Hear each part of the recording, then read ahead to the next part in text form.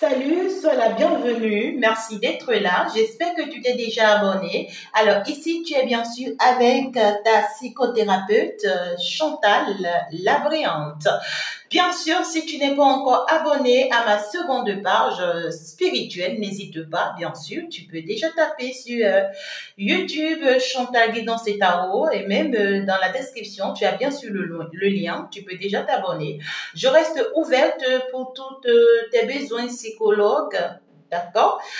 Je t'assiste, t'accompagne, te conseille, te guide, d'accord? Et sur le plan physique, mental et beaucoup plus ici psychothérapeutique. Donc ensemble, je vais aller partager avec toi très rapidement un message assez particulier. Alors aujourd'hui, nous allons parler particulièrement de ce dont la femme a besoin, bien sûr, pour être heureuse dans son couple, dans son foyer.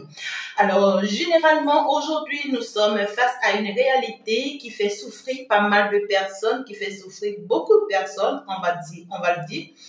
Vous savez, il y a beaucoup de femmes au jour d'aujourd'hui qui sont au foyer et qui sont très malheureuses à cause d'un effet assez délicat. Vous savez, quand la femme, elle est au foyer, elle peut être malheureuse pour plusieurs situations différentes. Et toutes les femmes n'ont pas forcément les mêmes problèmes au foyer. Vous voyez ce que je dis? Alors, cette fois-ci, je veux aborder juste un point assez délicat que les femmes ignorent beaucoup, qui quand même les font souffrir après qu'elles rentrent dans le mariage. Premier point dont la femme a besoin dans le foyer, avant de rentrer dans le foyer, c'est de se choisir, d'accord? Il faut d'abord que la femme apprenne à se choisir, apprenne à s'aimer avant de rentrer dans le mariage. C'est très primordial. Il faut apprendre l'amour de soi. Et généralement, nous rencontrons ces problèmes-là parce que généralement, les femmes n'apprennent pas vraiment à s'aimer, rentrent dans le mariage et ça devient compliqué. À partir du moment où tu as appris déjà à te choisir toi-même, dès que tu rentres dans le foyer, c'est plus facile pour toi. Alors, qu'est-ce que j'appelle se choisir, s'aimer? Donc, du coup, c'est pour te dire que tu dois être en mesure de te faire plaisir à toi-même. Tu dois être en mesure de te dépendre de toi-même. Tu dois être en mesure de ne pas que, en fait, ta joie, ton bien-être dépend de ton autre, de ton homme. C'est pas possible. À partir du moment où ton bien-être dépend de ce dernier, c'est que tu seras jamais satisfaite. Tu vas toujours avoir des histoires avec ce dernier. Tu dois être en mesure de te dire, je suis fidèle et je suis fière d'être fidèle. Alors, si lui, il n'est pas fidèle, c'est son problème. Donc, du coup, s'il crée quel qu'en soit un problème, un danger, d'accord, certes, ça fait mal. Mais ici, ce n'est pas avec toi qu'il a affaire, mais par contre avec cet amour qui vous lie et sur lequel vous avez toutes deux juré fidélité. Donc, du coup, toi, tu ne devais pas, en fait, te préoccuper de ça.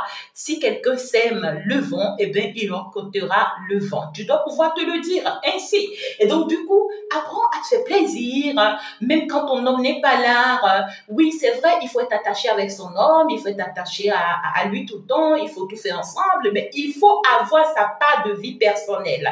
Et ta part de vie personnelle, apprends à te détacher de temps à autre de ton homme pour te faire plaisir, pour te sentir libre dans tes mouvements, pour pouvoir faire ce qui est important pour toi. À partir du moment où tu te sens bien comme ça et que tu te sens heureuse dans ce que tu fais, je peux te rassurer, tu ne souffriras pas dans ton mariage, tu seras satisfaite d'ailleurs de ton mariage parce que même quand ton homme ne sera pas là, tu ne seras plus là à être en train de réfléchir, oh, est-ce qu'il ne serait pas avec telle personne? Oh, est-ce qu'il ne serait pas en train de me tromper? Oh, est-ce qu'il ne sera pas en train de faire ci? Non, ce que l'autre fait, c'est lui, c'est son problème. C'est ce que toi tu fais qui compte.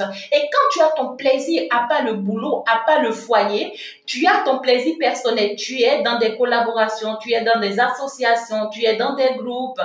Toi-même, tu sais, en fait, même si ton homme n'aime pas les associations, tu sais sortir, tu sais aller à la promenade, tu sers aller te faire plaisir, t'offrir des choses. Hein, c'est pas tout le temps ton homme qui doit aller t'offrir des choses. Non, faut pas attendre. Il n'est pas une banque, du tout pas. Hein. Donc, du coup, toi-même, tu peux te faire plaisir. Et quand tu te fais plaisir, tu ignores et tu laisses tomber tout ce que l'autre fait. Et comme ça, tu es en paix avec toi-même.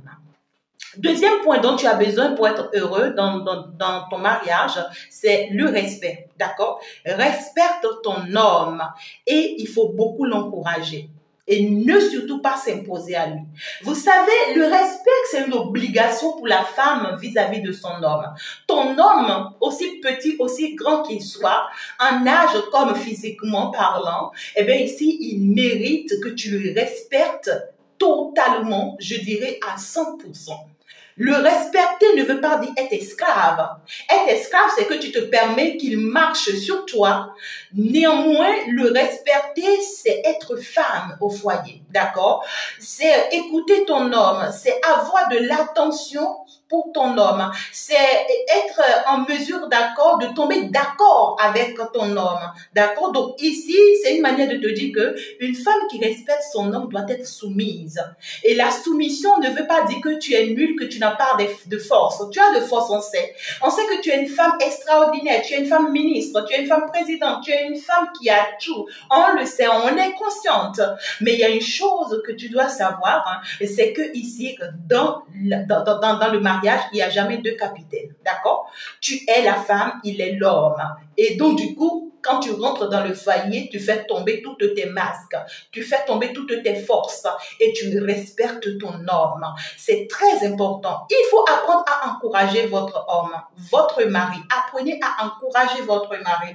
Lorsque ton mari paye même l'éducation de vos enfants, tu vois, lorsque il n'a même rien, le moment où il a tout perdu, il n'a pas de boulot et qu'il arrive au moins à t'apporter ou à t'acheter une petite fleur, un petit pot de fleurs, même si c'est minime, aussi minime que ça soit, encourage-le. Même s'il n'a rien, c'est toi qui le soutiens, qui apporte de la nourriture à la maison, qui l'aide à se relever, soutiens-le, encourage-le, dis-lui tu es une bonne personne, je sais que ça va changer, je le fais parce que je t'aime et c'est pour nous je le fais.